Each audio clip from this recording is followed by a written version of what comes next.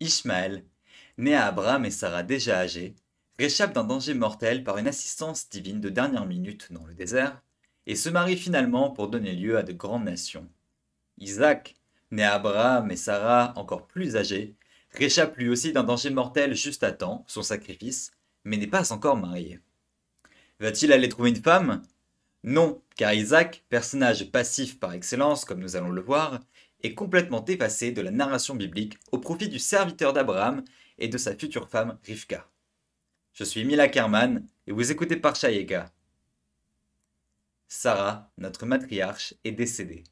Abraham, qui est béni par Dieu en tout, Bacol, s'inquiète que Isaac n'ait pas de femme. Il veut s'assurer de sa postérité avant de partir à son tour rejoindre ses ancêtres.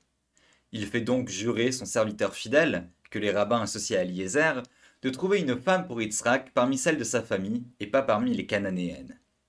Et le serviteur va voir arriver une fille qui correspond à toutes ses attentes, après un long périple, et passe son test à merveille.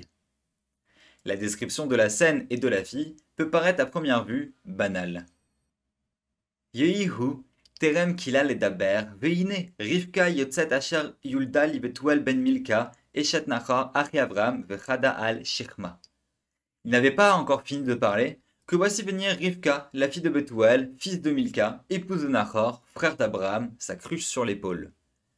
Vanahara tovat mare meod, Betula, veish lo yada, vatered aina vatemale chada vata'al.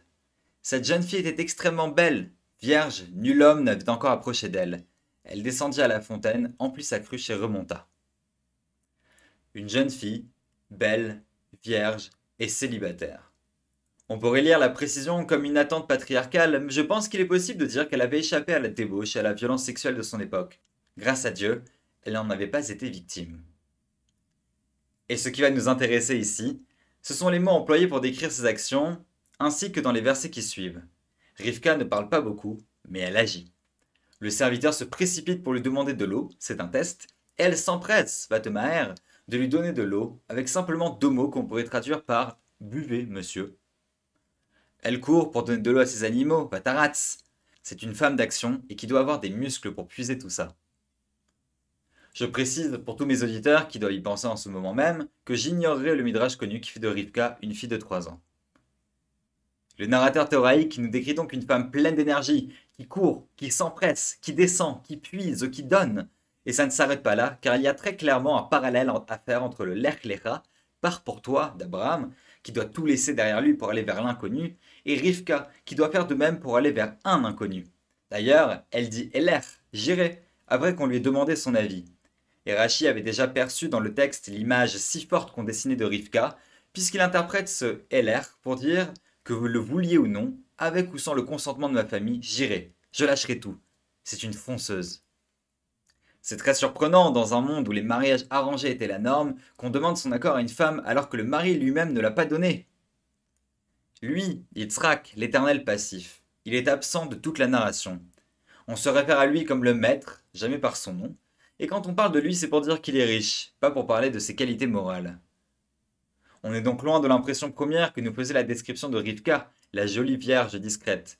Non, c'est une femme forte, qui monopolise pendant un moment le puits public pour nourrir du monde, qui va jusqu'à inviter un inconnu à dormir chez ses parents tout en lui donnant à boire, sans aucun signe de timidité. En fait, la personne la plus tsignoute, la Eshet Rahil, c'est Yitzhak. La famille ne connaît même pas le nom du futur mari de Rivka, qui n'est appelé que le fils de ou le maître. Yitzhak, c'est un anti-héros.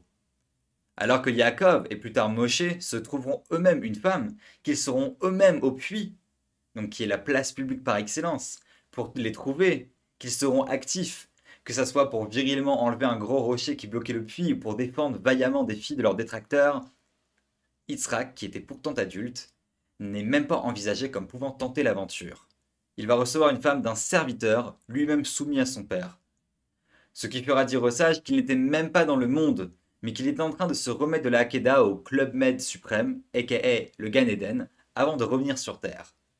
Yitzhak n'est même pas de ce monde. Il est objet, objet sacrificiel, puis objet de transmission. C'est pour assurer une descendance à Abraham qu'il faut qu'il se marie.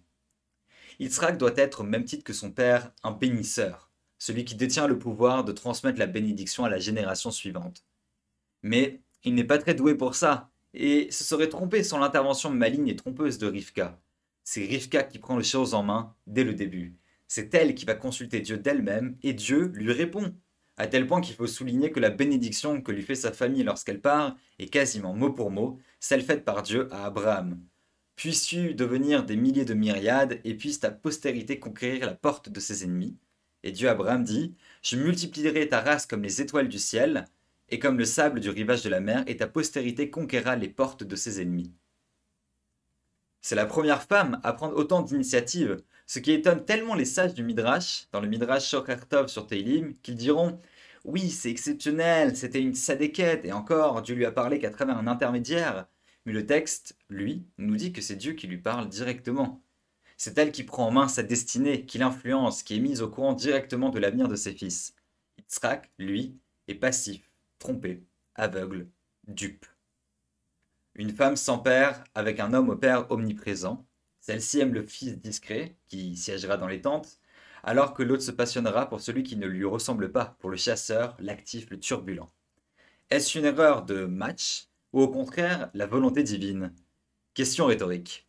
D'ailleurs, dans une ère patriarcale de mariage arrangé, pourquoi le serviteur dit-il à Abraham Oulai, Lotova Aisha la lechet acharai, elle arrête sa zot. Peut-être que cette femme ne voudra-t-elle pas me suivre dans ce pays-ci?